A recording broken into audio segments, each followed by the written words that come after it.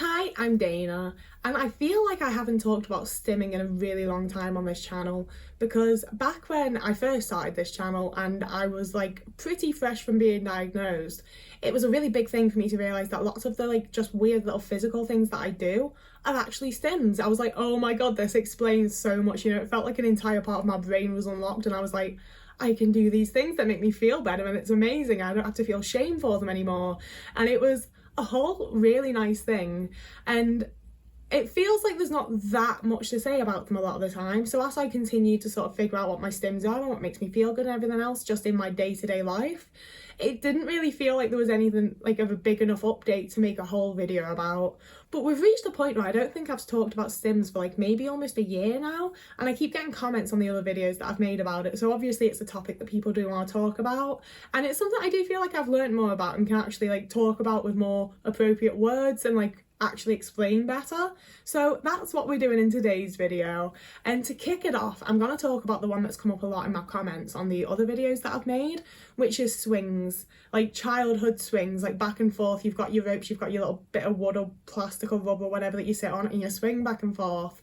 And that was an absolute revelation for me when I first found out about stimming, because when I was in school, so I was in a UK primary school until I was 11, and then we moved to Denmark, and that was a big change. It was a very, very horrible big change, and I spent every single break time that I had, I would go to school early, I would stay after school late to go on the swing set.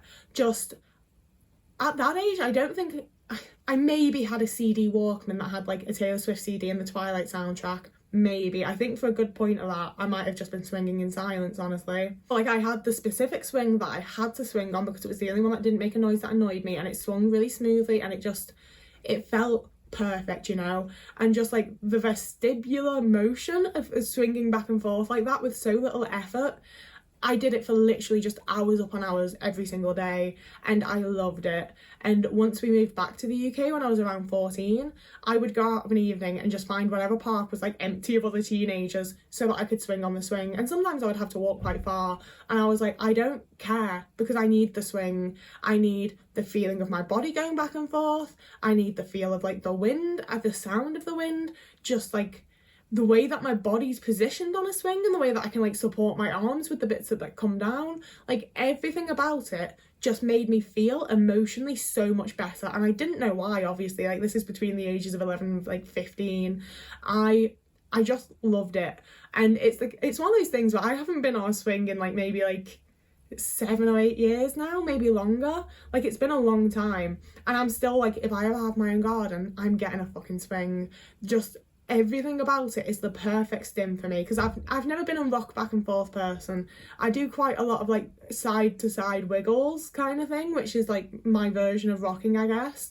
But I feel like the autistic people that do rock, it has to be because you get the same feeling like internally that I get from being on a swing. It's just like the extreme version of that. And like obviously different stims work for different people, it's all of that kind of stuff. But I miss it so much now that I'm talking about it. And at the time I just loved it. Like, when I look back on my time in those schools, I can think of maybe like 3 or 4 playtimes that I went and actually played with other children or like tried to speak to other children. It often went very, very wrong. Like, most of them ended with me locked in the bathroom texting my dad to come and get me, and him being like, I'm literally in work, just deal with it. But yeah, I spent most of my break times, I went to school early. Like, if I could go on that swing, I was on that swing, and I loved it.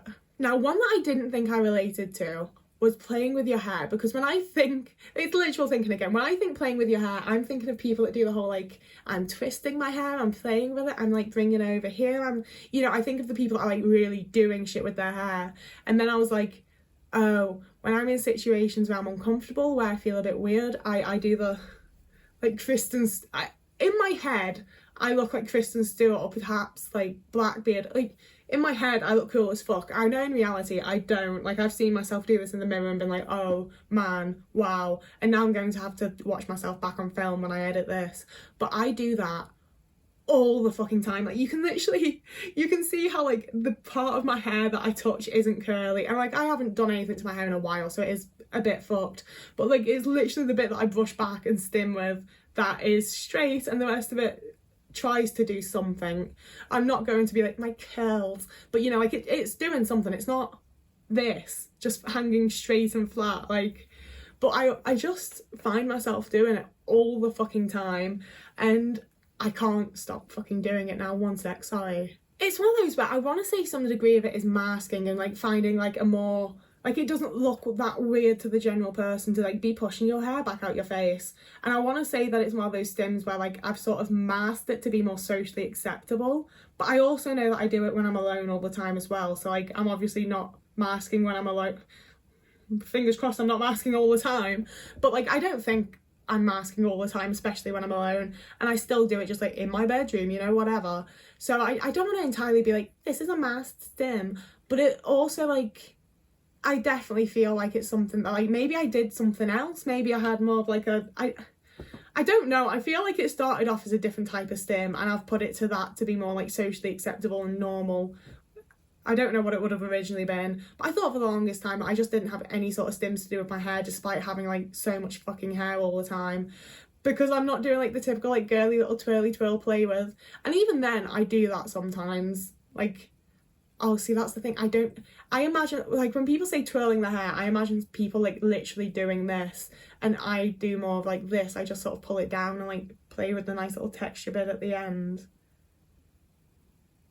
Anyway, another one that I didn't realise was a stim and was like, it's just me being a bit weird, being a bit anxious, whatever, is that I have a lot of trousers that have like a nice texture, you know, like I have a pair of really nice wool trousers, I have a couple of pairs of like just like nice fabric trousers, even like rough types of denim. I really like rough textures on my fingertips as a stim. I like being able to like having like those like really jaggedy crystals I used to really like, but then I started getting actual like blisters and cuts on my fingers and it was a whole time. But it means that pretty much any time I'm wearing pants, when I'm sat down, I do this on my knees, like specifically on like the curves of my legs, my knees. It has to be like a good place to do it, where my hands are like this like clawy kind of weird shape, and just like the rub back and forth like that. It feels and looks kind of weird now that I'm doing it, but bear in mind I'm normally like sat with my legs down, probably under a table or something, and oh no, actually I feel like my wrists probably do quite often stick out over. Oh my, is it really obvious that I'm doing that when I'm can someone who, I don't feel like anyone who actually knows me, if someone who actually knows me and sees me in real life at any point, like, you don't have to be a friend, you can be a complete fucking stranger, I don't care, can you tell when I'm doing this? It's one of those things where I don't want to be like nervous or embarrassed of stimming in public, but also I've adapted my stims to like specifically be acceptable when I'm out in public, you know?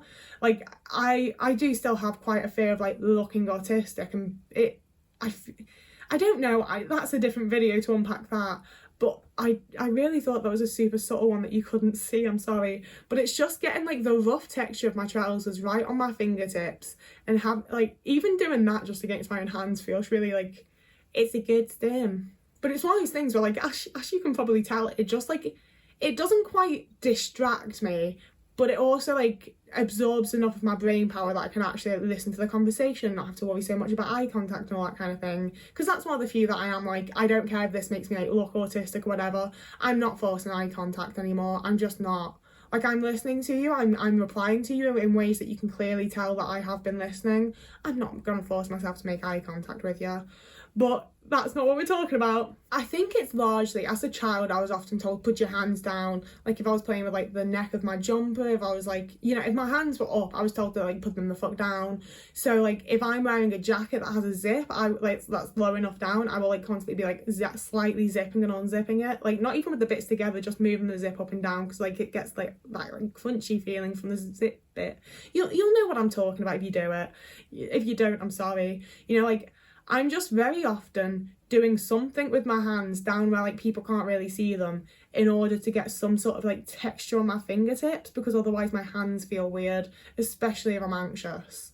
And it does mean that I will like specifically choose clothes sometimes just because I'm like, this will feel nice when I'm anxious, when I'm out and I'm touching it, I'll feel good about it. So that was sort of like hand stims, I suppose. But I also like, as someone who like went to schools where like some schools would make me sit on my hands if I was doing too much fidgeting, so I started doing a lot of like mouth stuff.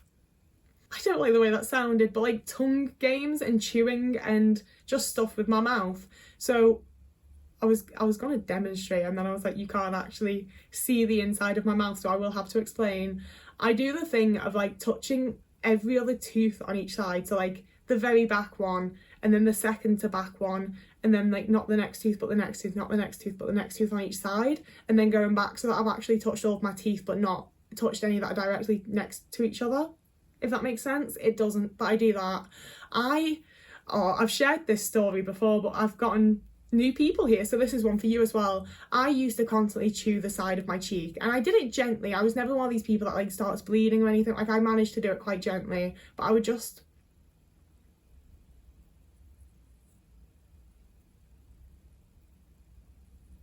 I just do that. It's sort of like the bottom like bit of meat that's here. I would just sort of like, I'm not even like necessarily chewing it, I'm just sort of like pulling it between my teeth and letting it go back out.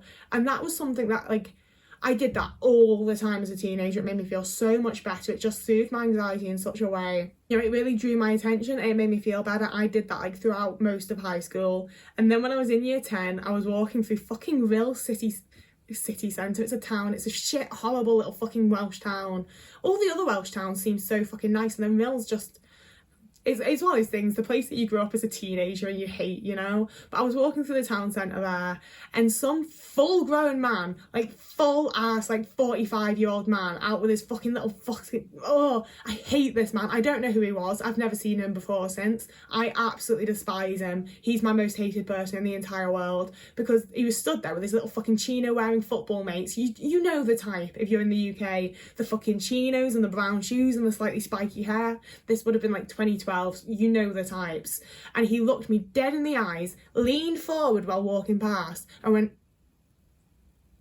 And it made me so self-conscious of it. I don't do it at all anymore. That was the first time I've done it since that, like, unless I've demonstrated it in other videos when I've talked about this, that was the first time I've done it since that day, because that man, like, absolutely made me feel like a complete piece of shit, when in reality, he's the fucking piece of shit. Who does that to a teenage girl in a fucking school uniform? What is wrong with you? It's so ridiculous. But it's those types of things that have made me so nervous and self-conscious and, like, to a point embarrassed to stim in public, because there is always the one dickhead that doesn't understand and can't just deal with the fact that they don't understand. They have to try and make you feel bad for the thing that they don't understand.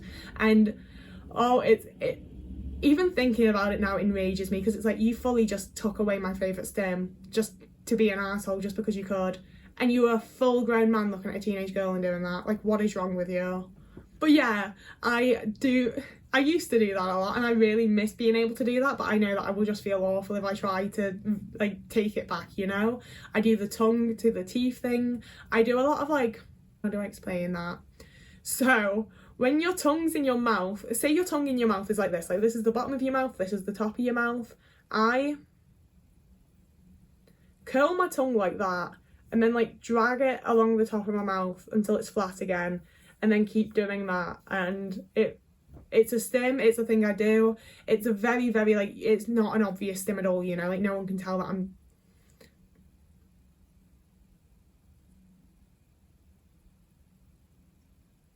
You can tell that I'm doing it. But you'd have to be, like, staring at me. Like, if someone notices I'm doing that, that isn't, like, a buddy or whatever, that's your issue. I'm not gonna stop doing that just because it's a little bit obvious. I also do a lot of like just sort of like flinging my tongue back and forth between my top teeth so that it like bounces back and forth. Like there's probably more. I do a whole bunch of stuff with my mouth and tongue where I don't want people to like see that I'm stimming or see that I'm nervous or see that I'm fidgeting or whatever else, you know? And finally, one of the big ones for me that I like only realised maybe like 6 months ago, but it's a massive stim for me to eat like really sour, really horrible sweets. The more sour and disgusting it is, the more I enjoy it. Having that just like explosion in my head, I love it. Like, it literally feels like thoughts turn off a little bit when I have a really sour sweet. And it was while I was talking to one of my other autistic friends, and they were like, oh, I love eating like sour gummies and shit as a little stim. I was like, it's a stim. I'm looking for like the simulation of something that's like going crazy in my head. And it's one of those things that, looking back on my childhood and my teen years and like right up until my early 20s, like I grew up very overweight. I continued just gaining weight as I got older. I was like a UK size 24 at one point. I feel like so much of it was that I ate as a stim, and it wasn't just like specifically like sweets, you know, and even to a point I still do it, but obviously like I went vegan, I lost a bunch of weight, I changed my eating habits, things changed, but there's definitely some times that I will eat something, and we've already discussed how I don't talk to my mother, but she constantly told me to stop eating because you're bored. And it's one of those things where, like, to a point, yes, but also sometimes I just need that texture, you know? Like, sometimes, like, especially toast. Every now and again, all I need is a piece of toast, and it sorts me out so well, just having, like, the crispy, crumbly feeling, the texture. So, like, to a point, it is eating because I'm bored, but also it can just be such, like, a great experience, you know? And it's the thing of, like, most of my safe food is so bland, you know? Like, it will literally be, like, buttered toast, these noodles with no sauces on them. No, like, I don't put the sachet in a lot of the time. Like, it's just noodles, plain rice. Like, a lot of my safe foods are very, very bland things. And even, like, if I buy a packet of crisps because I'm craving a packet of crisps, I will buy just ready salted Walkers. That is my favourite crisp. That is the best crisp. It's the best. Every now and again, I know that lots of people would be like, that's called a craving, Dana, but every now and again, I need a packet of salt and vinegar crisps. And it's one of those things where, like, I want to argue that it's not a craving because I don't like them that much, you know? I don't think it's a particularly nice flavour. It's the little, like, burn and sizzle that it gives on your tongue. It's the acidity of it. It's the stim of having something that's so, like, I don't know what face I just did. I'm not looking forward to seeing it when I edit, but that's how it makes me feel, and I really enjoy it. And the same goes for the sour sweets, like I was saying. And it's the thing of, like, it feels different. Like, sometimes I'll crave something, you know, and it's like, yeah, I would love a Papa John's pepperoni pizza with the garlicky, buttery, saucy stuff right now. I would love that. I'm well craving that, but I don't need it. Like, I'm not going to order it because I haven't got the money, and that's fine, you know? Like, there's been situations where I'm like, I need this safe food, I need this as a stim, as a safe food, as whatever it is, to the point where I will ask my friends, like, hey, can you lend me a tenner so I can get this? And I always tell them what it's for, because if they want to be like, no, not for a bit of food that you don't need, that's fine, you don't have to lend me money.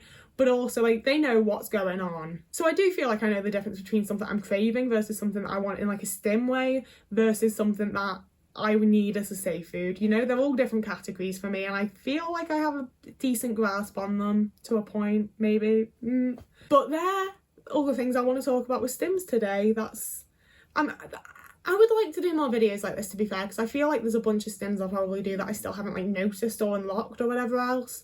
And I think that part of my unmasking journey honestly also needs to be unlocking those stims, because there's definitely, like, stuff that I did, like, as a kid. Like, I constantly sang my own little songs and stuff as a kid, and that was definitely a stim. And I don't really fully know how to do that anymore. Like, I make up little silly songs for my cats, but it's not the same, you know? But yeah, that is the video.